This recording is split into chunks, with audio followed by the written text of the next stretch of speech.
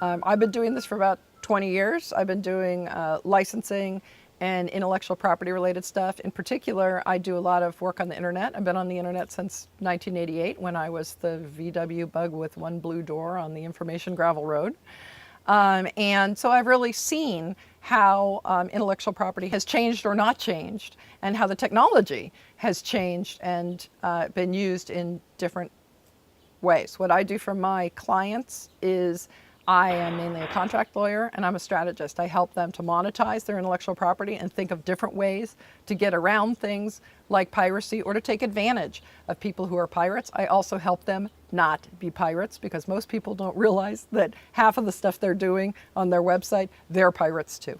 I think if somebody finds that they've been pirated, unfortunately, sometimes it's a little bit too late for that one thing, because a lot of people believe that they have copyright as soon as they write something. That's actually true, because we now are a first world country. When we started the United States, we were a third world country and we wanted to steal as much stuff as possible. So you had to jump through all these loops, like put the C circle on it and put it in the Library of Congress and do all these special hoops. Well, back in the 80s, we decided to be like Europe, and so we decided to be a first world country. And that meant that as soon as you doodle something or draw it or write it, it is the subject of copyright. However, the Library of Congress didn't actually want to lose its ability to have all these books and stuff. And so, as such, you have to have filed a form with the Copyright Office, the Library of Congress, and then you have what's called statutory protection of whatever you filed. What that means is that by statute, if somebody copies your item or even a little piece of it, you actually have a certain dollar value. And the best way to explain it is everybody has seen the FBI thing on the front of a DVD that says there's criminal sanctions and $250,000. That's what it is. So as long as you've already filed that Form TX with the Copyright Office, and then you find the piracy, then you have statutory protections, which means you don't have to prove that it cost you any money.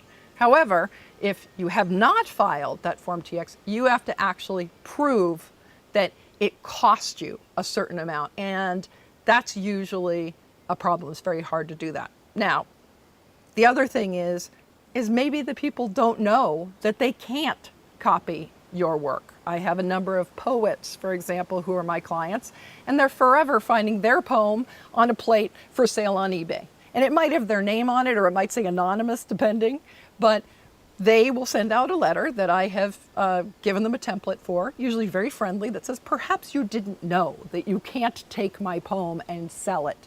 And usually people will stop. Now, if someone is instead a pirate where they really aren't going to stop, it's often hard to get them to stop. So it's a difficult walk, basically. But I would say to people, first of all, maybe they don't know they can't take your book or your poem or your song or even a little piece of it and put it onto that plate or that whatever.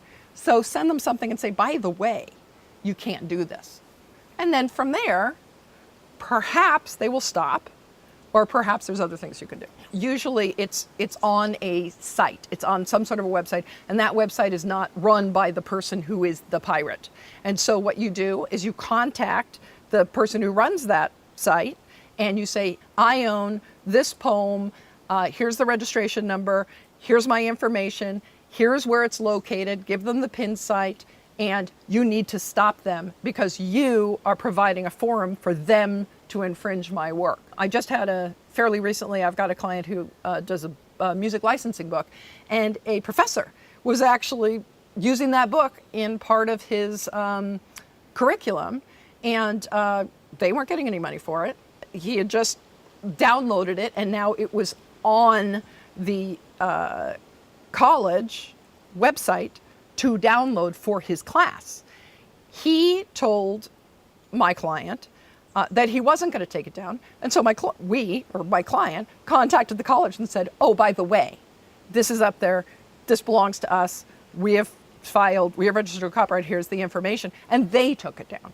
And so that's the thing too, is that usually the people that are providing whatever the forum is they themselves absolutely don't want to have something infringing on it. And often, if you, all those click-through things that you never read, you know, the terms and conditions that you go, yeah, sure, I accept all that. Usually there's a little tiny phrase that said, you understand that, you know, this is a privilege, not a right, and you don't have a right to post all your stuff here and whatever. We can take it off whenever we want. So usually the Googles or the AOLs or the colleges of the world will take it down because they don't want to be the place where that infringing stuff is available.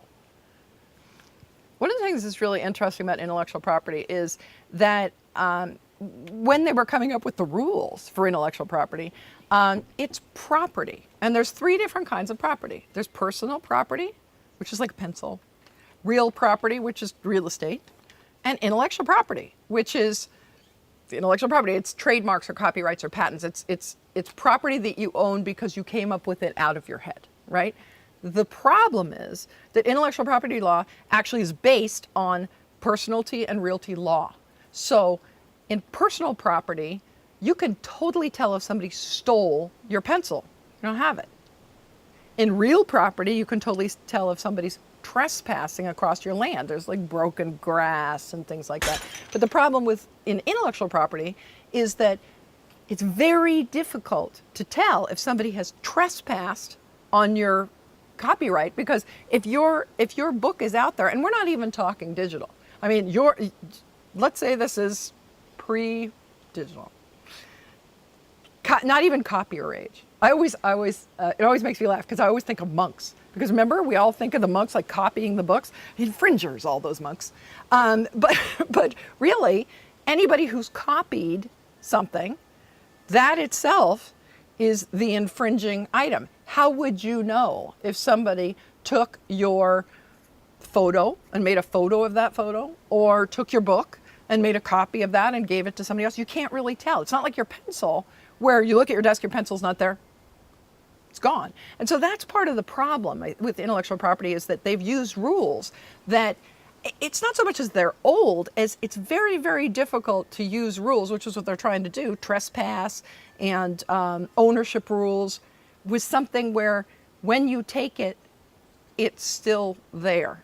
So again, in the pencil thing or the real estate thing, you can see something, but if somebody takes your story, you can't see a thing. And that's the problem with the law, is that unfortunately it is crafted from law that's based on there being a discrete item, whereas in actuality there isn't a discrete item. And interestingly, trademark law, which is branding, that's when you own a brand, right, like a phrase or a logo. The thing that's very interesting about that is if you go to get a trademark, you publish it in this Federal Register for 6 months, and then people are allowed to say, oh, no, you should not own that, right? Well, when was the last time you read the Federal Register? You don't. It presumes that people are looking and trying to see if somebody's infringing their stuff and their trademark and whatever. It sort of presumes that it's the 1700s and everybody knows everybody else. So that's part of the problem too, is that when they put these things up for quote unquote public comment in trademark, patent, whatever, you may not know that your biggest competitor has actually filed to use your logo or your brand with the trademark office because you don't check.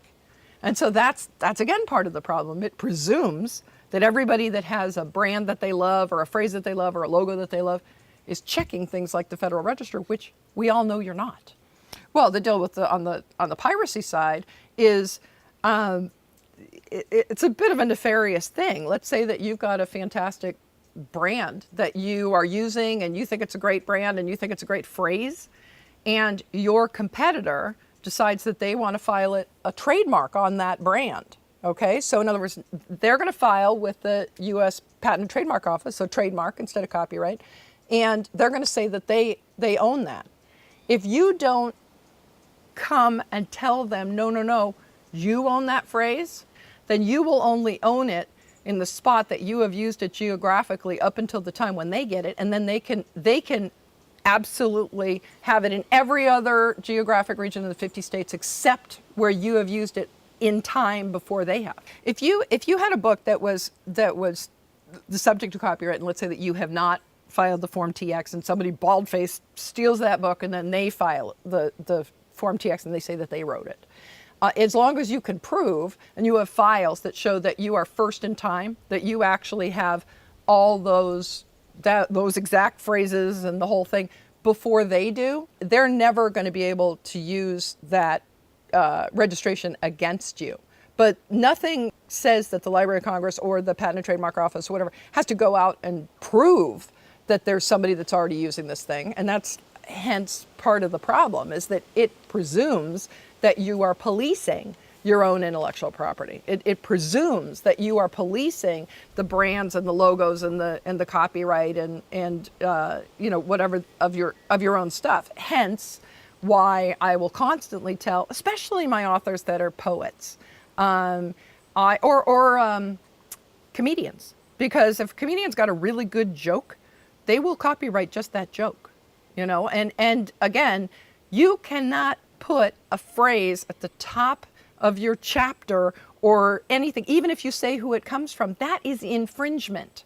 Plagiarism means that you're taking something and saying it's yours, which is your example of taking the book and saying that you wrote it. But if you use something, if you put a paragraph or you put a quote or anything in your book, even if you attribute it, you haven't just infringed. And you might have an out, there might be a defense to that infringement. There's something that people throw bandy about all the time. Oh, it's fair use. Fair use is a defense that says 5 particular things that you must meet. And if you don't meet it, you are an infringer. Don't forget, if you say, oh, it's fair use, that means you've just said, I am an infringer, but I have a defense. And it's likely, if you're making money on it, that you do not.